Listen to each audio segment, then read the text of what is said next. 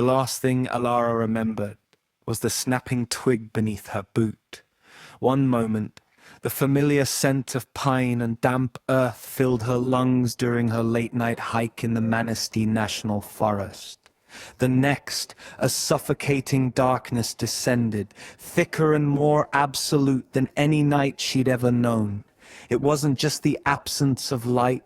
It felt like a presence, a heavy blanket smothering all sensation.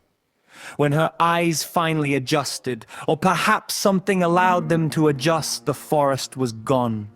She stood on what felt like cold, uneven stone. The air was stagnant, carrying a metallic tang that made her nostrils burn. Above, a bruised, purple sky pulsed with a sickly luminescence, casting long, distorted shadows that writhed independently.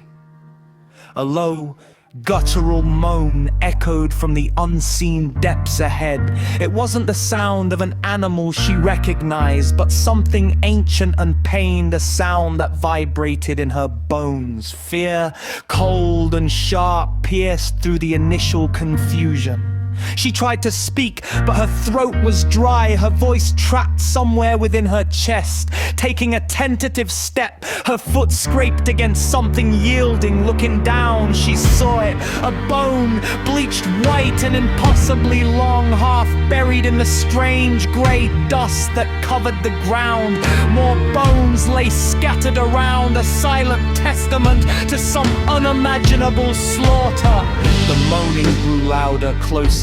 A shape began to coalesce in the oppressive gloom. It was vaguely humanoid, but impossibly elongated, its limbs thin and spidery, ending in sharp obsidian claws that scraped against the stone. Its head was a featureless void, yet Elara felt an intense, focused gaze upon her, a cold hunger that chilled her to her core.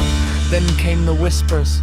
They weren't spoken aloud, but burrowed directly into her mind. A chorus of voices, both ancient and infantile, promising unspeakable things. They spoke of her deepest fears, her hidden shames, twisting them into grotesque realities that flickered at the edge of her vision.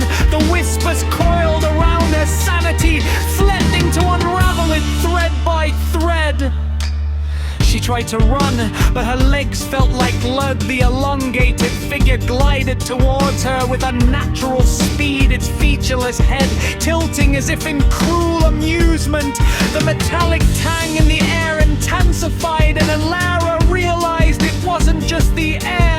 It was coming from the creature, a scent of old blood and something else, something indescribably foul.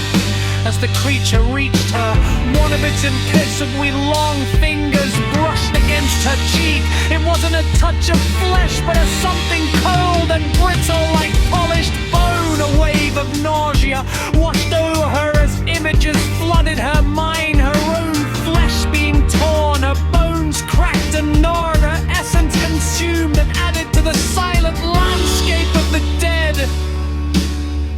The whispers intensified, becoming a deafening roar in her mind. She saw faces in the shadows, faces of people she knew, their eyes hollow, their mouths stretched into silent screams. They reached for her, their touch like ice fire. Then the creature opened its void of a head. It wasn't an opening in the traditional sense, but a rippling distortion of the darkness, revealing rows upon rows of needle-sharp teeth that stretched back into an infinite blackness. A sound emerged, not a roar, but a high-pitched, piercing shriek that seemed to vibrate the very air around her. A sound that promised not just death, but the complete and utter annihilation of her being.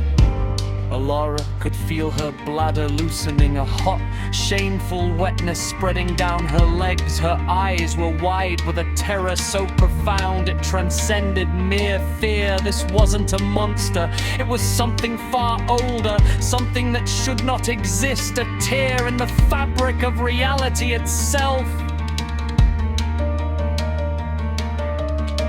The last thing she saw, before the darkness finally claimed her, was the endless rows of teeth descending, and the absolute bone-chilling certainty that this was not the end.